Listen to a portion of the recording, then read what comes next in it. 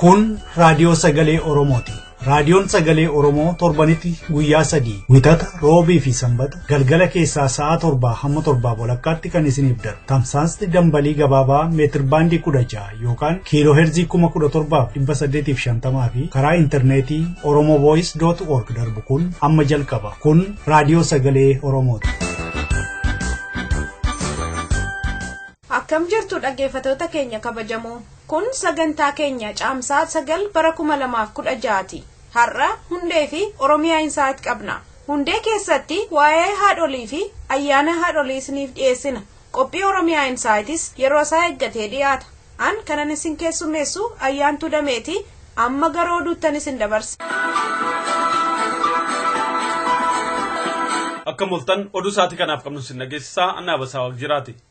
Diddaaf mormiin Oromoo ammas bakka adda addaatti adeemaa akka jiru oduun nugaa jiru ni hubachiisa.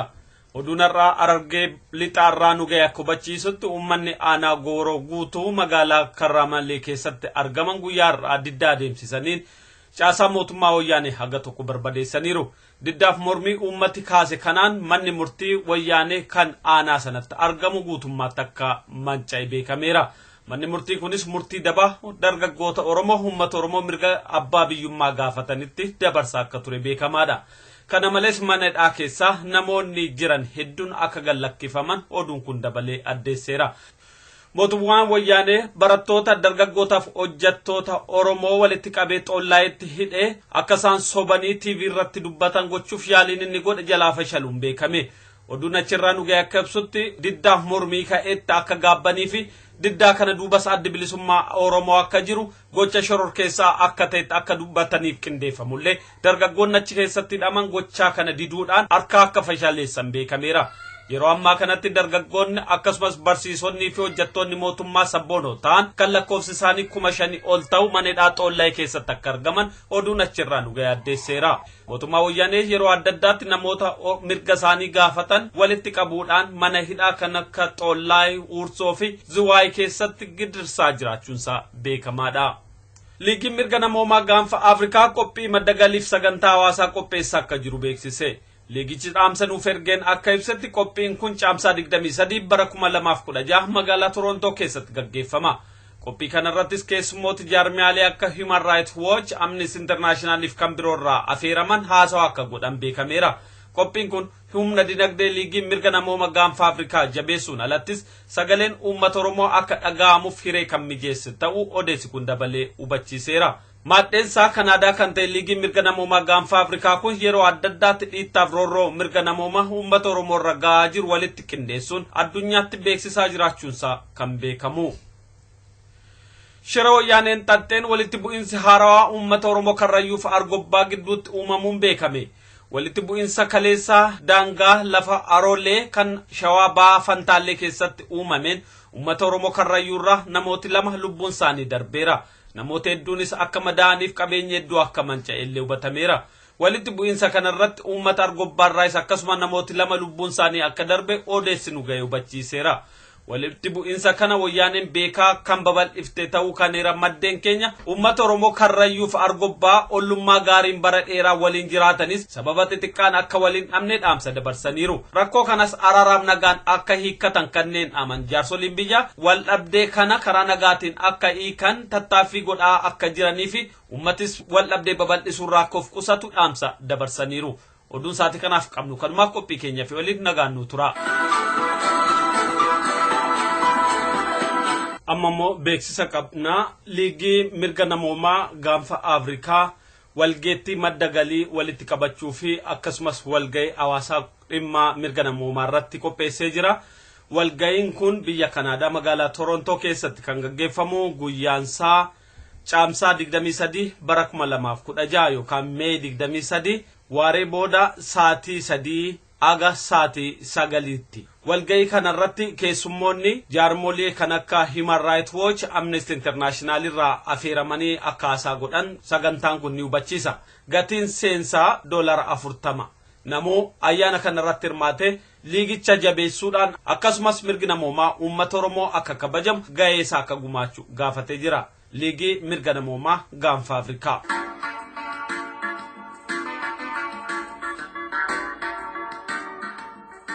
Qophii Hundee. Kun torbaan lamatti al tokko kan dhiyaatu qophii Hundeeti dhaggeeffattoota keenya kabajamoo. Qophii Hundee har'aa keessatti haadhaa fi ayyaana haadholii ilaalla. Akka aadaa Oromoo keessatti beeknutti ayyaanni haadhaa yookaan haadholii yookaan dubartootaa tokko hateeteedha. Hateeteen akkatti dubartoonni ayyaana isaanii qajeelfatan uumaa isaanii waliin hariiroo nagaa uummatanii jiruuf jireenya isaanii tolfatanidha. Kana malees ayyaanni haadholii kun yookaan immoo hateeteen bulchiinsa haadholiin jiruuf jireenya isaanii uumaa isaanii waliin wal qabsiisanii ittiin gaggeeffatan kan hammatudha. Kana malees ayyaanonni akka siinqee kan dubartoonni mirga isaanii ittiin kabachiifatan aadaa Oromoo keessatti kan beekamani. Har'a addunyaa mara keessatti dubartoonni mirga walqixa akka qaban miidhaan isaanirra ga'us miidhaa dachaa akka ta'e kunis akka hafu falmaan bakka adda addaatti gaggeeffamaa akka turee fi akka jiru kan beekamu. Kanarraa kan ka'e sadarkaa addunyaatti wal hubannoo tokkorra ga'uudhaan dubartoonni mirgi isaanii akka kabajamuuf mataa isaaniitiin yoo falmatan warri biraallee bira dhaabbatanii falma akka gaggeessanis kan beekamu. Kana keessaa tokko dubartoonni guyyaa isaaniif ta'u akka ayyaana guddaa tokkotti kabajatanii akka ittiin beekaman falmaa godhaniin kan mirkaneeffatani.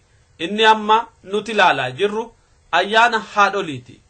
Ayyaanni haadholii kun biyya adda addaatti guyyaa garaa garaa kabajamu malee irra jireessa yeroo ammaa kana baatii caamsaa keessa addunyaa keessaa sadarkaa guddaatti kabajama. Kaleessa fakkeenyaaf caamsaa 8 sadarkaa addunyaatti biyyoota garaa garaa keessatti haadholii yaadachuudhaan sagantaan adda addaa gaggeeffameera.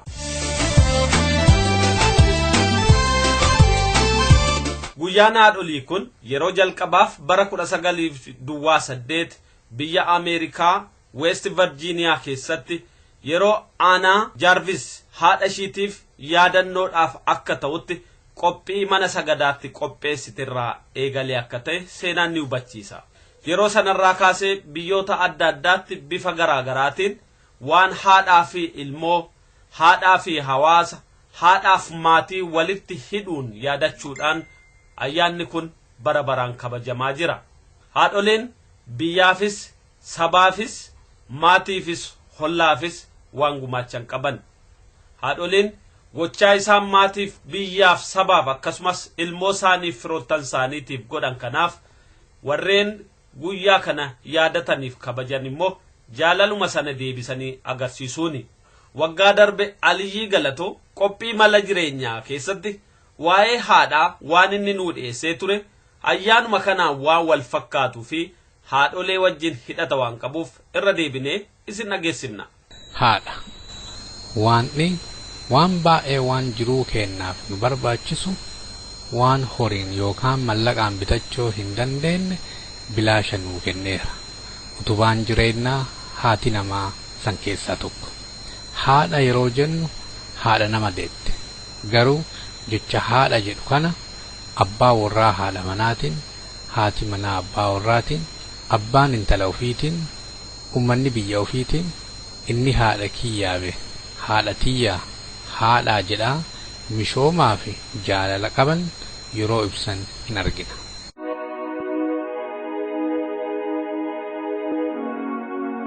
Yoom ofii addee beektaa yoom ati nuuf laaltee akkanaan obsitee dhukkubduu dhoonsitee nuuf jiraattee malee jiru kan kedheeftee. Ayo galat kan kee akkamiin deebisa umrii kiyya guutuu siyamaa si faarsa. Haadha yeroo jennu waan dubartii kaasuun kenna hin oolu. Mee waan dubartii waan argannirra. Intalti yeroo namaa toltu akka korreentii ifti. Yoo nama dabde ammoo akka ibiddaa nama gubdii jedha Oromoon yeroo mammaaku. Dubartiin ijaarsa ummataati. Wanti dubartiin qooda keessaa hin qabne fiixaan hin ba'u. Dubartiin waan dhageettuu waa jaalatti. Dhiirri waan arguu waa jaalataa jedhan. Haati waan ijoolleen dubbataa hin jirrellee hin beetti. Warri Arabaa yeroo mammaaku jaannanni luka haatetii jala jiraa jedha. Wanti guddaan abbaan ijoollee ofiitii godhu yoo jiraate haadha isaanii jaalachuu. Jaalbenet namni jedhamu nama haadha ofii jibbutti hin heerumin sillee akkasumas jibba. Haadhaaf hennaa maraa ijoolleen ijoollema. Ilinoor namni jedhamu dubartiin akka baala shaahiitii. Jabeenna sii hin argitu haga bishaan oo'aa keessa seentuuti. Debi namni jedhamu uduu dubartiin hin jiraanne dhiirtii hagana waan daladduu jedha. Dubartiin dhiira gaarii barbaaduu irra ofii gaarii duuta'anii irra laafaaf. Namni dhiira barsiise nama tokkicha barsiise. Garuu namni intala barsiise warra mara barsiisee jedha. Yeroo baay'ee jalqabni waan tokkoo guddinnaa fi kufiinsa waan tokkootiif karaa ta'a. Akkasuma dhiira ta'ee intala jalqabaaf namni duraan barannu haadhateenna. Namni yoo wal barate waan hedduu wal barsiisa. Wanti wal barsiisu uuma beeku. Yoo adda ijoollee durbaa lafaa dhuftu barsiisne jaalannee guddifne intalti sun yoo heerumtellee haadha manaa gaarii, yoo deettellee haadha gaarii, yoo intala heerumsitellee soddaatii gaarii taatii.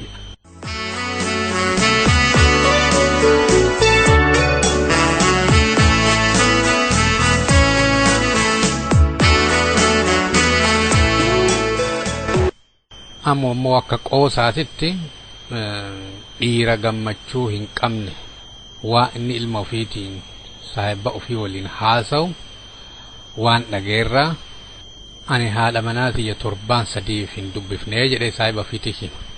Maafii jennaan yeroo isiin dubbattu jidduun dhaabsisuun waan hin barbaanneefi. Abbaa warraa haadha manaa guddiftee qaatti jedheeti mataa ofii keessa yaadu guyyaa wayii dhumaa gaazexaa kanniin lallaalu gaazexaa wayii argate akka ragaatitti. Gaazexaa kana butee gara manaatitti hin qajeele. Gaazexaan kun wanti inni jedhu dubartiin guyyatti jecha 30 fayyadamti, dhiirri ammoo 15 fayyadamaa ka jedhu argee gammadee akka ragaatitti qabatee galeen.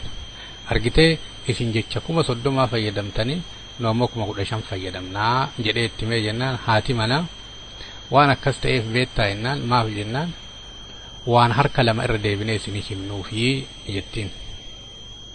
Jedhee abbaa warraa dallaneeti. Kunoo akkanuma 30 harkaanu ta'ee jettiin.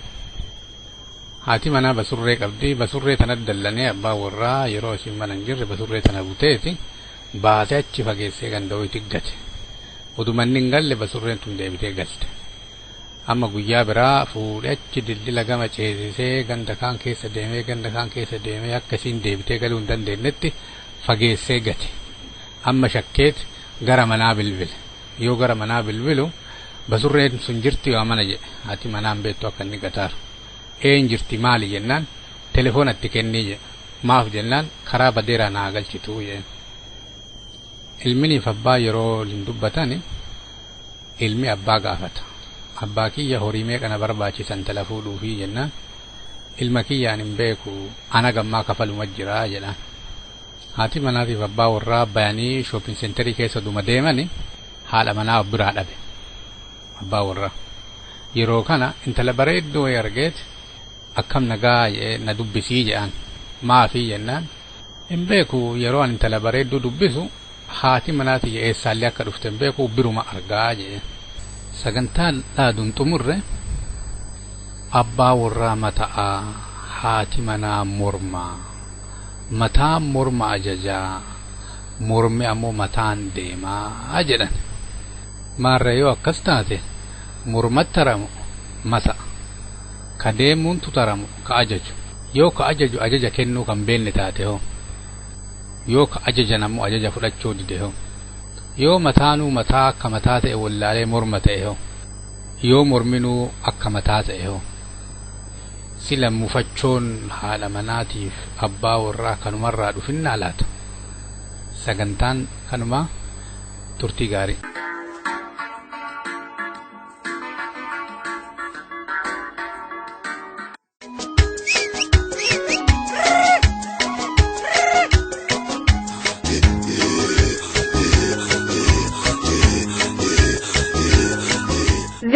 is Oromo Voice Radio English program. Oromo Voice Radio is broadcasting to Oromia at 16-meter band or 17,850 kilohertz or on oromovoice.org website.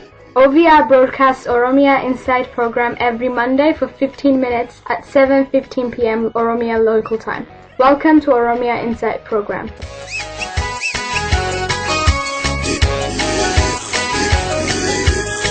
Welcome to Oromia Insight. My name is Ali Galato. On 16 April 2016, Oromia Support Group Australia have organized Human Rights Forum, the quest for freedom toward sustainable just peace through human rights. There are many speakers on the day from different communities like Gambella, Benishangul, Ogaden, many others from Oromo community as well. Dr. Trevor Truman, founder of Oromia Supported Group, was present. Today, I will present to you Mr. Hassan Nur from Ogaden community, the speech about working towards freedom with oppressed people. Let's see, so our first speaker of this next session is Mr. Hassan Nur, and he's from the Ogaden community. So you please join me in welcoming Mr. Hassan Nur.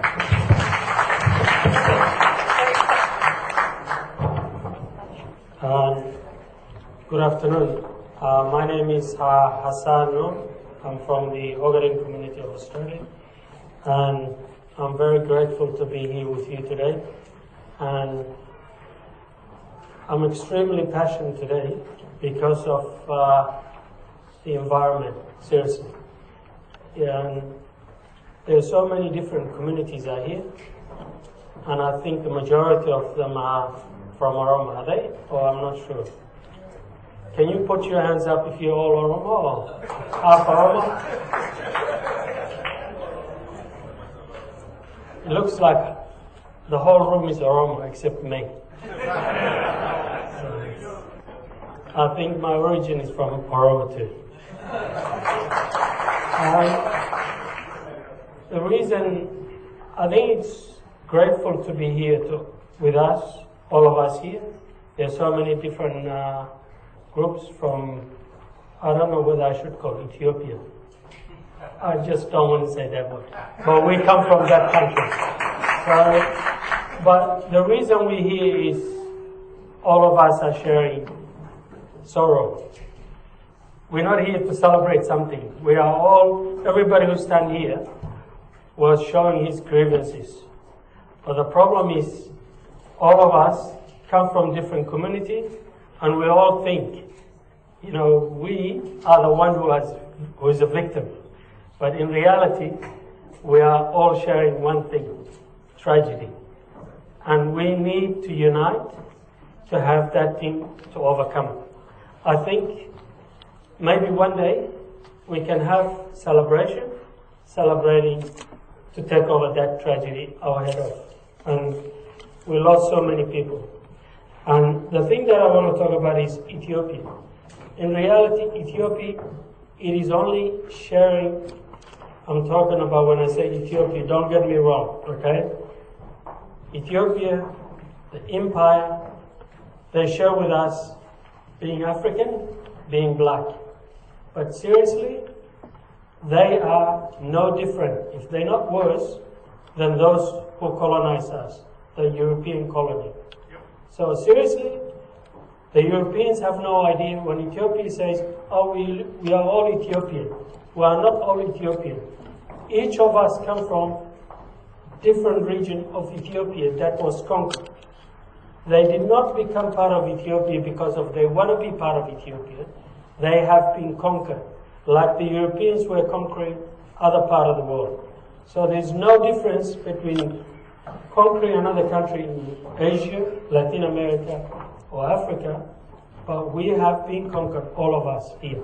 So I think we have to work hard to show the world that we are not Ethiopian. We are different. We are different in cultures. We are different in language.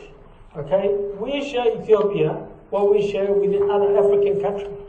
No more than that. We have nothing in common except we are all African. And we need to have that choice being given to us, whether to be part of Ethiopia or whether to stand on our feet.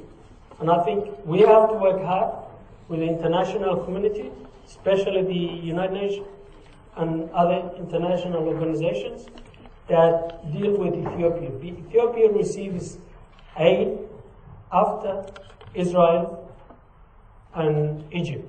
The third country is Ethiopia that receives the highest aid. And most of that aid is weapon. So they say we're doing development, but that development is to putting us into concentration camps, killing so many people, destroying our families, taking our lifestyle, language, culture, everything. So we need, as a community, today, this day and age, to unite, to have that, when they go, every time you see Ethiopia, everywhere where there's a tragedy, Ethiopia is begging the world, saying, we have got, drought, we have got people dying for famine. That famine is actually induced by the government. It's not naturally made, it's a man-made. And because of we become a commodity, they say in the world selling, we have got this problem. Like recently now, Ethiopia was, I think the economy, they were saying last year, Ethiopia's economy is growing 10%. And a few months ago, they were saying Ethiopia have got a drought and they need about $1.4 billion. And that problem is, when you look at the country that is growing its economy more than 10%, and on the other side they're saying there's a people are dying for famine, the international community must question this kind of thing.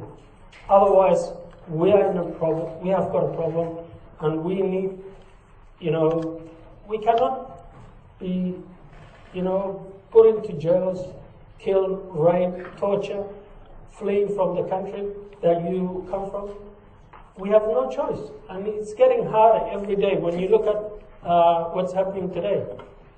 And the other day I was talking to one of my friends. He was telling me they went, these Oromo people, to Somali area. And he was telling me the Ethiopian government, its army is in Somalia now. They are hunting them down in Somalia. So I don't know if you know the president of Somalia. He's not the president that you see on the internet or television. It's a guy called Gabriel. He is resided. This is true. I don't know if many of you know. This is where the president of Somalia lives. That's where the prime minister of Somalia lives. This is where Gabriel lives. So the president and the prime minister cannot talk to each other until they pass Gabriel. This is the situation Somalia is in today. Seriously. And what you have to understand is, like, I joke with some of the Oromo people. They say, what are you guys doing, Ogaden? Why you guys are killing us? Because I know the Ogaden, they created army, new police, okay? These new police people think they represent us. They're the one who's worse than the Wayane, the worse than the government army. They're killing us, they're torturing us, they're raping us. They know, they come from our family, our community. But at the same time, what they're doing to us is, actually because they know us more than the Wayane knows us. So they're hunting us down. And now, because the army is so big, the Ethiopian government is using them to go to Somalia, if they want to go, any Somali people want to go against Ethiopia, they can go there. The Amhara region, they go there. The Oromo region, they go there, because they are the Ethiopian army. They not belong to us. So I want to ask the Oromo people here to forgive us if you think that it's Ogaden, okay? And the other thing that I want to talk about is the regime, how it works. The regime, the way it works is, it is dividing us. Even though you may be Oromo here today, I can guarantee you there are many, many Oromos who are supporting that regime. We have, if you say you don't have Oromo, all Oromo are nationalists, is that true? Okay, we don't have, we are the same. Today we have a puppet who is working for the government. So what we need is, those people who are working for this government actually doesn't belong to us. That's what you need to know. You might say they are my brother, or my sister, or my uncle. Seriously, I'm closer than you think. So think of me, not those ones who are working for the government. And the other one they're using the Ethiopian government is economical. Culturally, they're destroying us. Economically, this day and age, what is happening now is because of the globalization, Ethiopia now is selling each region. I don't know if you know, many of you, in the Ogaden region, there's a petrol and gas. And this gas and petrol, I think there are about 10 or 20 licenses have been, they were selling the Ethiopian government. And all these licenses, each license is costing about, I think, 50 or 100 million. That's what I've seen on the internet, okay? 100 to 50 million the Ethiopian government is selling to the license. And all these licenses and the people who live in this area have no idea. One single dollar doesn't come into the people who live in that region. So I think what we need to know is, in Oromo region, another video that I've seen was Indian company that the Ethiopian government sold as a farm.